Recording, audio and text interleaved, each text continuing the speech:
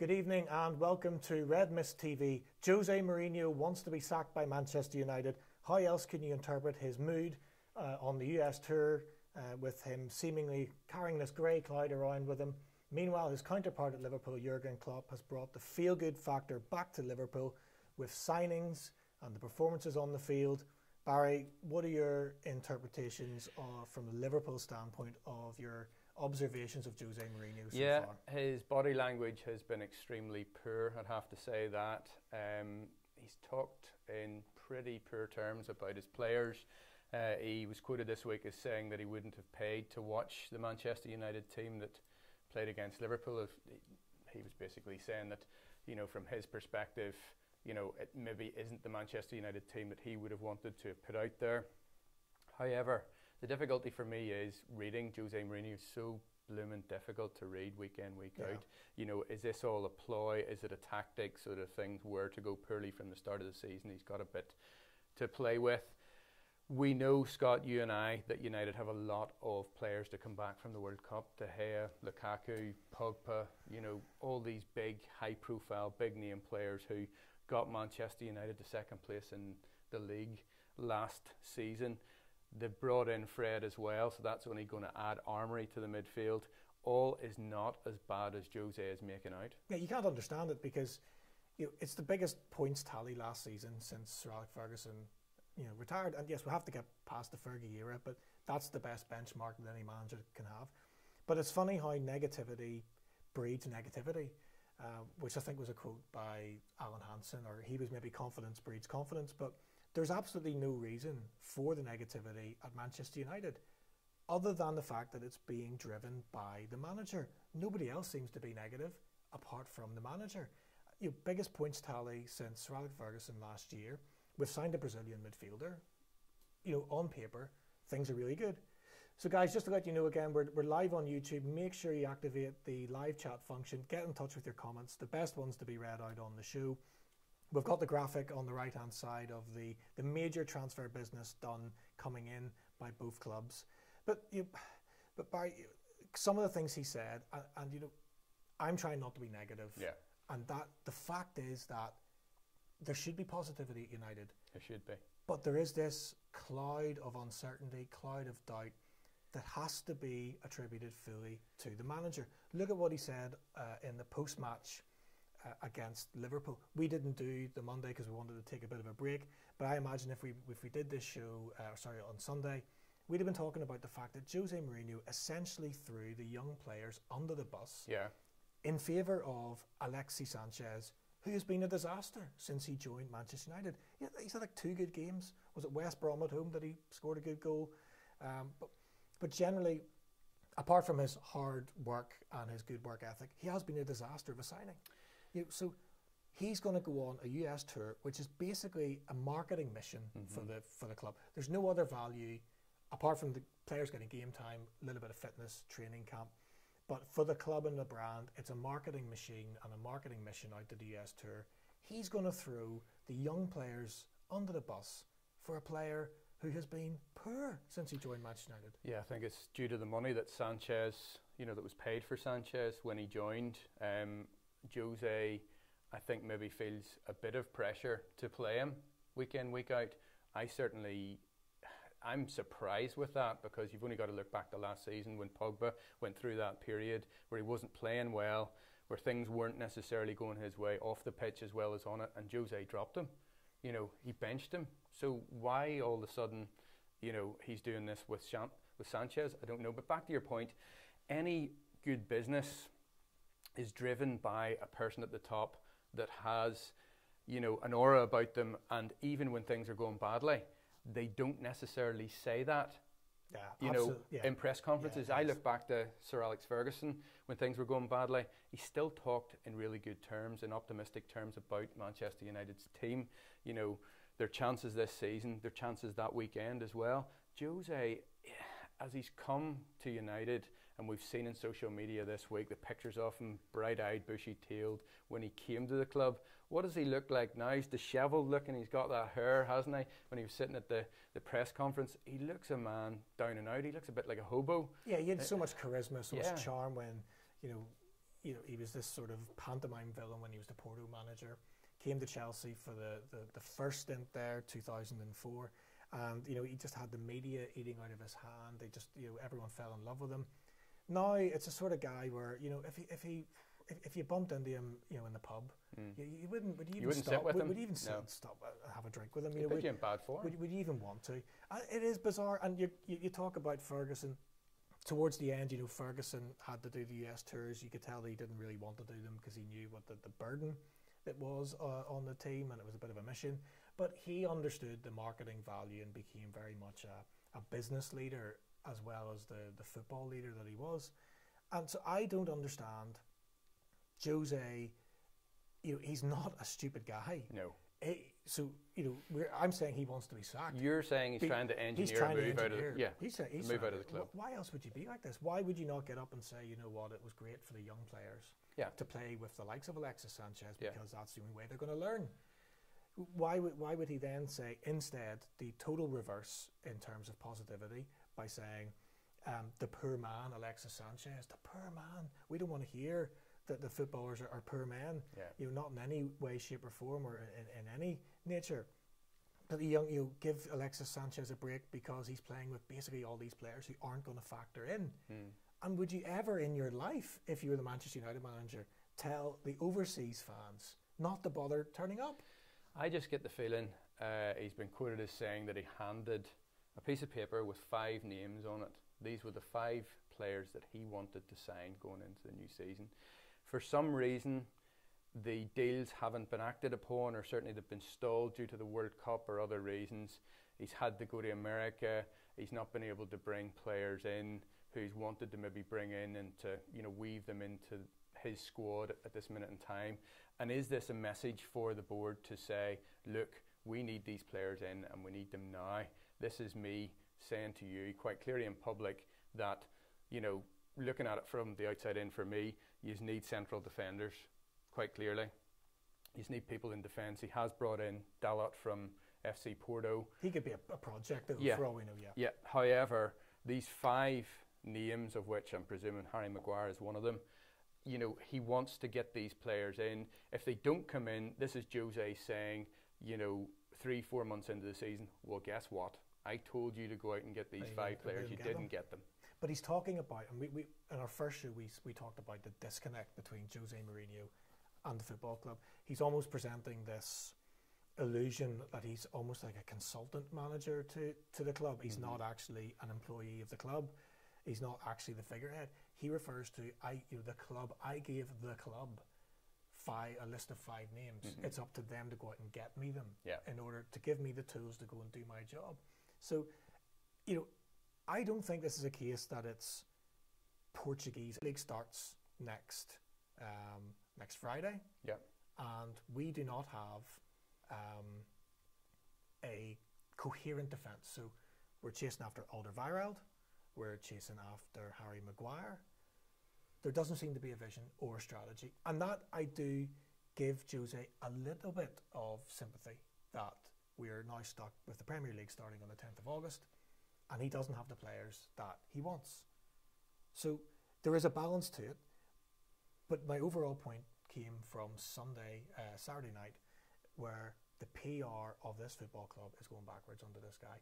You then look across the bench to in that 4-1 defeat pre-season friendly that it may have just been. Look at this guy Jurgen Klopp and what he's doing for Liverpool. The whole thing is it's night and day. Yeah. He just looks like he's so bought into the process that he has a methodology and that everyone's bought into it. Yeah, it could be slightly different insofar as Liverpool, under Klopp, they got to the Champions League final last season. The owners, the directors have maybe bought in now to the fact that Liverpool needed to invest in a goalkeeper, number one, and midfielders. Oxlade-Chamberlain looks as if he'll be out for the majority of the season. That's relatively recent news. But it's a massive shame. But what I'm seeing is he's being backed, and Klopp has basically, from what I can see, been given a bit of a free rein in terms of what he's paid for, Alisson, Fabinho, Keita and Shaqiri. He's also trying to bring in still there's a chance he bring in Nabil Fekir as well. Right. So all in all, I think that Liverpool could have been getting into the new season and looking at it in a gloomy fashion insofar as we got the Champions League final, with still no trophy under Klopp. So therefore, you know, we're starting again under false pretenses. But I think Liverpool fans can take heart by virtue of the fact who we've signed. We've beaten you in pre-season, but fringe teams all in all. But for it was enough of a scoreline to have a little bit of a to make a bit of an impact. Yeah, it is. But they're two managers in two entirely different places at this moment in time. Klopp has that smiley presence about him, and I know that's how he tends to be. But they've jetted off this week to France for a training camp. There's a potential of still Fekir coming in. They've signed well in the window, and Liverpool are going into the season in a buoyant fashion. And their manager is basically, well, he's the epitome of what they've done in pre-season. Yeah. I mean, when we compare the sympathy for Jose Mourinho is when you compare the incomings of both clubs. So the major signings Liverpool have had: Alisson come in, £67 million. Fabinho about £44 million. Keita, we don't know what the fee I think was. It's about 48 million. 40, it's going to be 40 million pounds. Shaqiri looks a bit of a bargain already, and if Klopp can get a tune out of him, he can play in a variety of positions. Whereas Jose's looking at, and he's managed to get Fred in for £52 million. United are always going to pay that huge money. Yeah. Liverpool are now starting to pay the huge money as well, despite what the manager may have had, has had to go back on what he originally said. Whether he thinks he was misquoted or not, he did say that he would leave the game if £89 million transfer fees became the norm. But I think the parameters have shifted. I think they even in the last 12 months. Well, they do. I do think that. Yeah. I think the fees being paid they're absolutely ludicrous. But I don't think you should look at them. But so the one bit of sympathy for Jose is that Liverpool have got the backing in the transfer window. As opposed to him coming out and talking about what's going on in his club, he then challenges the media to challenge Klopp, that he now has to win the league and that the media have to hold him account to that effect. And again, it's another tactic of deflection. But it's a negative tactic, isn't it? It's negative. Yeah. And it is amazing how negativity just grows. Yeah. And whenever you look at Manchester United, Brazilian midfielder coming in, probably will get there with one or two other players. There shouldn't be this negativity. But this manager, who's a very, very intelligent guy, is manufacturing this negativity quite deliberately. And you got to think, well, what's his motivation for doing it? And it must be that he sees the exit at the end of this season. If he lasts until the end of the season. Unless they got off to a very bad start this season. Yeah. And he's gone by nightmare scenarios. He's gone by September, October. Who we're left with? Michael Carrick or someone, I don't know, who would come in. The whole season's a write-off. Yeah. Because where else can United go? United really, under Jose, have to win the league this season, or have to win the Champions League, which has got is a major stretch for anyone to predict that. Because if he goes down to third or fourth in the league, I think he's gone. Yeah, I think he's gone by the board's command anyway. So it is amazing. The only other news that we've got is Darmian is probably going to go out on loan to Napoli. Yeah. It's obviously been a struggle for Darmian the last couple of years. Valencia's been bolted down as the right back. You would normally say that a right-footed full-back shouldn't be left-back, but then, of course, you have Ashley Young, who seems to have made the position his own. And, if you're trying to be balanced and you look at Jose Mourinho, he is given a short list to the board. And are they seriously going to let Manchester United go into another league season with a back four of Young, Valencia, Smalling and Jones, maybe with Bailly or Lindelof thrown into the mix, both players who are totally unproven? I think we are prepared. I don't think so. I don't think so. I think one of the big names will come off between now and the transfer deadline on the 9th of August. Who that is, we're yet to see. Claude Puel said tonight he's quite confident that Leicester will hold on to Harry Maguire. So he might. Alderweirild, who's at Spurs at the minute, he's 29, plays for Belgium.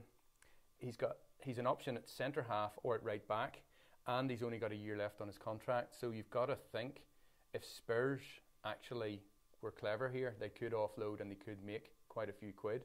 Otherwise, they're going to let him go for next to nothing. Spurs have to decide whether they want to be Spurs or whether they want to actually win the league or challenge. Yeah.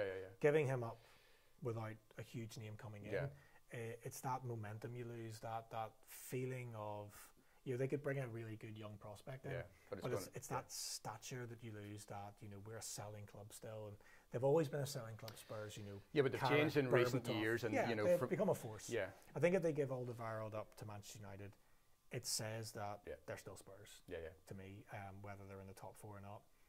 And 29 years of age, which isn't old anymore. It was old 20 years ago. 29 is sort of like you're hitting your prime, really, because these players are going on to 35, 36.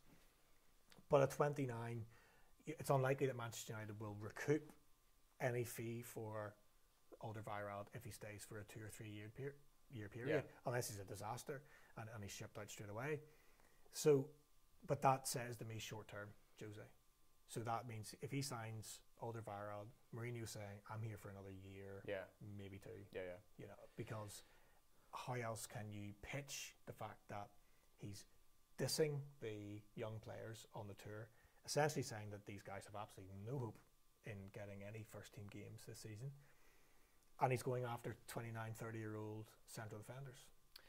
Yeah, but I still think, if he brings him in and plays him alongside Smalling, Lindelof, whoever it is, they've got Young and Valencia either side. That, to me, it was good enough. The guys in there already to get the second place last season, and any kind of, I suppose, if you're an opposing manager and you want to get at Manchester United last season, you would go Jones, Smalling, get at them, for one reason or another. So if you're shoring that up a bit, you've brought in Fred, and they've got all these other guys, Lukaku, big form at the World Cup again, Lingard, Sanchez, we're kind of on the fence, I think, that both of us with regards to Sanchez, but all in all, Manchester United still a big force to be reckoned with. Nobody can doubt Sanchez's ability, and actually nobody can doubt his work rate.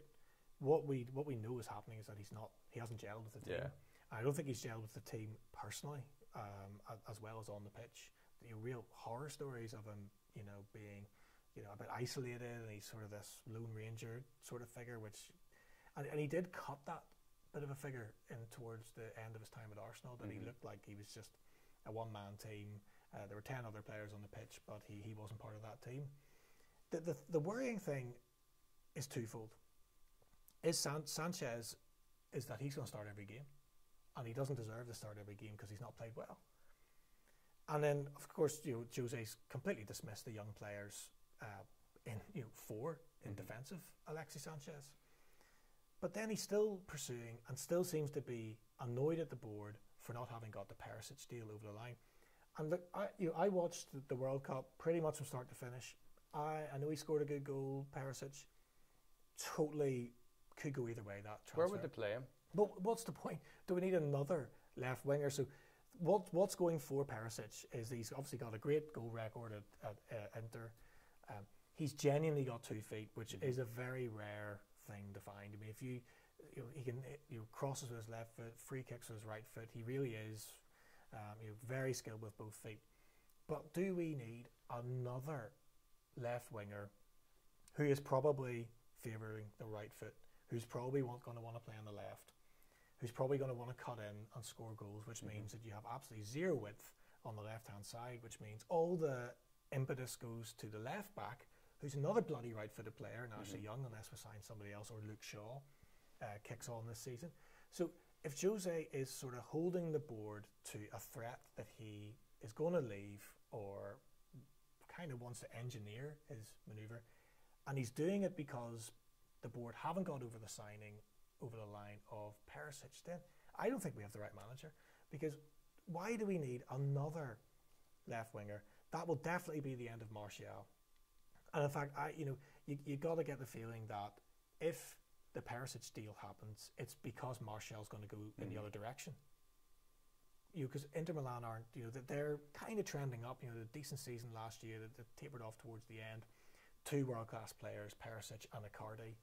They're not going to want to lose those players at this stage of the transfer window, with the start of the league season just around the corner, without a quality player coming in. But if we were to get Perisic in and Martial was to stay, then I just don't think there is any vision. You look at, we have players who can play in that position: Sanchez, Rashford, Lingard, Martial, Mata. I mean, the list goes on. But what is on. Jose talking about then? That why is he so dim and gloom if he's got all these options to start with? I don't think he wants Perisic really, because he already has. He got his experienced world-class winger in Sanchez middle way through last season. He got him in. I don't think he wants Perisic at all, because he is still a top manager, Jose. He hasn't become a footballing idiot overnight. He knows that this is just a tool, a bit of a knife that he can wave at the board whenever he isn't getting the results that Manchester United fans expect, or the board expects. He can wave it at them and say, well, you didn't do your job, and how do you expect me to do mine? Yeah. Let's pick up as well Liverpool today, and I've been impressed with this, how Klopp has gone about his business. Yes, he's recruiting, but at the same time, we're getting money in on the other side. So we have the Spaniard Chivarella gone to Valencia. He was previously with Valencia. He's gone to Rosenborg for £3.5 million. Mignolet is apparently heading out the door. He's in talks with Besiktas, we're led to believe. And a good one for Liverpool fans going forward. Huge prospect for me, Ben Woodburn. There's talk of him going out on loan. I think that's what we did sort of say on Sunday night, didn't we? That the likelihood was that due to the influx of players, that Woodburn may well benefit from going out for a season. Aston Villa, Sheffield United apparently interested in him. He needs games because Liverpool now themselves actually have a plethora of midfielders or attacking players who can play across the line. You would think the Klopp will persist with three in attack. So Salah, Firmino, Mane are going to be very, very hard to move from those positions unless one of them is injured. That was the big criticism of Liverpool last season, that they didn't have a squad that could cope if they were to lose one of those players. But now they've really bolstered with potentially world-class talent, although it remains to be seen. Woodward is not going to get a look in this season, so he needs games. And I wonder, the only thing to me is that might change that is the Oxlade-Chamberlain news that Klopp may want just that extra layer with Woodburn staying, but that might be detrimental to his career. And I think that is a difference in Liverpool this season, as far as I feel, compared to last. We're building nearly a team and a half that you could effectively put out on any given Saturday. Beforehand, we used to look, yes, at big name players, Salah and the rest, and then when you looked on the bench, you went, goodness me. I remember playing United last season actually and saying, some of these young guys, they're barely out of the academy. We now are putting on the bench huge players like Shaqiri. I can see being a terrific impact substitute. You also just don't know what he can do, because he has the ability to be a first team player. We joked on Saturday night that his career's almost gone, it's like the reverse of a career. He should go from Stoke to somewhere else, certainly at his age. It's more whether Klopp can get a tune out of him and keep him fit and get him pressing and running, which is not what he wants to do. He wants to wait till the ball comes to him first and then make things happen. But it is possible. Yeah, but you see where we're this is where the optimism is coming from Liverpool fans, because beforehand we might have had 6 or 7 good players, 2 or 3 world class. We're now bringing in high caliber players, and for me, basically the guys at the top of the club are seeing the strides that Liverpool are making. They're investing in Klopp, they're investing in this plan, and if it comes off this season, I see them finishing potentially just behind Manchester City. Yeah, and of course we all already think that both clubs are going to finish second, which obviously isn't going to work. But that Klopp is definitely building a first 11 with a strong backup. The difficulty of Manchester United is that we now have 2 11s that, if you actually line them up against each other, you don't know which one would beat the other.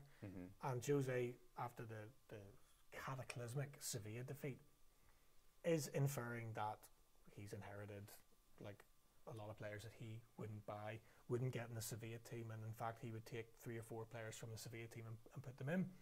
But what immediately defeats his argument there, or his inference, is that he continues to, he's inherited the likes of Fellaini, but he continues to play him and offer him a new contract. So he had a chance to offload the guy, and he's still there.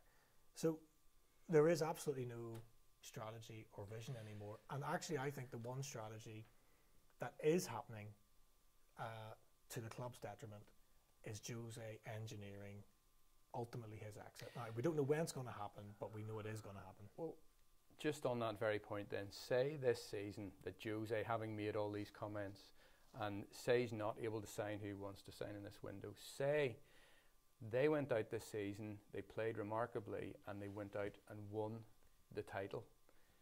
Actually, with hindsight, you maybe look back and say, was Jose doing that to make, I suppose, his legacy that bit bigger in football yet again? So I'm just wanting to throw that out there in case, Jose, when he gets all his players back in, if he has one or two signings up his sleeve, if he were to win the title this season, would he be a hero to you and other Manchester United fans? Look, of course he would be, and it would be one of it would be an amazing achievement, set against all the adversity. His problem is that I don't think that would be very thinly veiled if he was actually doing this deliberately.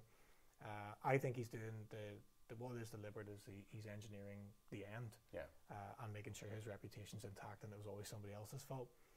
If you compare him to Pep Guardiola, and although I do think Manchester City have real vulnerability in their team, and they got that momentum last season, but in terms of the brand of football they're playing, they could have been considered peers whenever they were at Barcelona and Real Madrid managers. Okay, so that's coming up on 10 years ago, whenever that began. But Pep Guardiola came into Manchester City, Jose Mourinho came into Manchester United, and in terms of the style of football, it has gone in one direction for one team and another for the other. And he almost isn't even playing the same game as Pep Guardiola anymore. And Jurgen Klopp then has come into Liverpool, and it has been slightly under the radar for a while, because Liverpool, it took him a year to get going, and there was a sticky spell maybe 18 months ago where you figured, actually, is this guy, does he really have the tactical ability to compete with Liverpool under stressful conditions, because Manchester United and Man City are spending so much money. Chelsea, who nobody's talked about this season, who I just think they could be a total dark horse in the situation. But now Jurgen Klopp has overtaken Jose Mourinho as well. So I think Jose is looking at being in the Premier League managers considered to be the third manager of the Premier League. I would think so. In terms of the style of football he's playing, and also the return of investment based on what has been spent. Yeah. But the bizarre thing is that there's still no need for the negativity around the club, but it's there. You can feel it. You can sense it whenever you're consuming media. Yeah, but you may say that on social media today. You've only got to look across Twitter. A lot of the United social media channels actually getting behind the manager. So from a Liverpool perspective, I worry about that. I worry about people who don't necessarily think outside the box and maybe have blinkered vision just because it's United, it's their man in charge. You've got to see people and you've got to look at them critically. At this minute in time, like yourself, I don't think that Jose is doing a good PR job for the club. He's looking miserable, and all in all, I think Liverpool fans are being G'd by that, if anything. Because it's almost as if Klopp, we know he's not doing it deliberately, but it's almost as if Klopp senses that and then turns the charm up, to 90. And then he's only compounding the negative issues at Manchester United. And if anything, the 4-1 win in the pre-season, which will add up to absolutely nothing. I agree with Jose that it's an irrelevance. But it's almost like, if you're taking score, it's Jurgen Klopp 4, Jose Mourinho 1, as opposed to Man United 1, Liverpool 4. It's the manager is beating Jose by 4 goals to 1 in terms of charm, PR, transfer window, and maybe positivity. Maybe even tactics on the night as well. Yeah. You know, even though, yes, it is a pre-season friendly. Yeah, but watch I still think Mourinho mishandled that game. For me, you know, the majority of United players played 60 plus 65 minutes in that heat. And Liverpool changed the team totally at half-time, which, you know, it totally changed the game. Liverpool were dominant in the first half. But I just think, you know, yes, it's an exhibition game, but you're there, you're representing the club, huge worldwide brand. He addressed it wrongly on a tactical front for me, and he continues to present himself in the wrong light. Yeah, so this reminds me of in terms of the transfer window, this reminds me of the 2009-10 season. We went into the season pretty unprepared because we'd sold Ronaldo 80 million to Real Madrid, and really we'd only brought Valencia in as a replacement, and I think Valencia was maybe 15 million. I might be corrected on that one. And you felt that there was going to be more and more pressure put on the likes of Rooney and Berbatov at the time, who were, you know, some of the other top players, and Tevez had already left at this point as well, and so 2 or 3 top quality players hadn't been replaced, but the first 11 was still exceptional. This kind of reminds me of that in terms of the transfer window, because only one top player came in. And 2009-10 season, United really, you know, got off to an excellent start. Champions League was looking particularly good. Rooney injured, and pretty much that was the end of that. And we ran out of steam because we had to play Berbatov as a centre forward towards the end of the season, and he wasn't comfortable in the United shirt at that stage, I don't think. So I understand that that's maybe how Jose is feeling. He feels the club is in that situation, that we are still short, big time. But the difference is that Ferguson would never, ever, ever have admitted that vulnerability or weakness. No. We knew it was there. We knew, well, how can you lose Ronaldo, Tevez, not replace them, bring in a winger from Wigan who's had a couple of really good seasons, looks a really good prospect, and just expect that, you know, you're going to have a 40, you know, how do you replace 40 goals or whatever Ronaldo scored in the season before and the season before that? And that was the end of a run of 3 league title wins.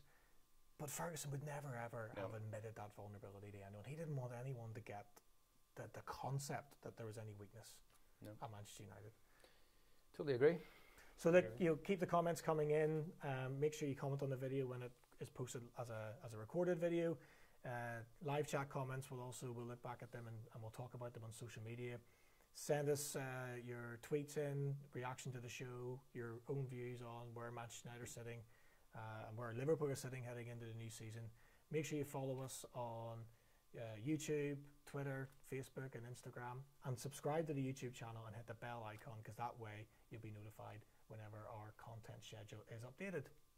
That's about it for tonight, We'll be back with some more content later this week. If you do happen to hit that bell icon, you will get that notification, and I find that certainly helps to remind you. But for now, from Scott and myself, we'll see you next time. Good night.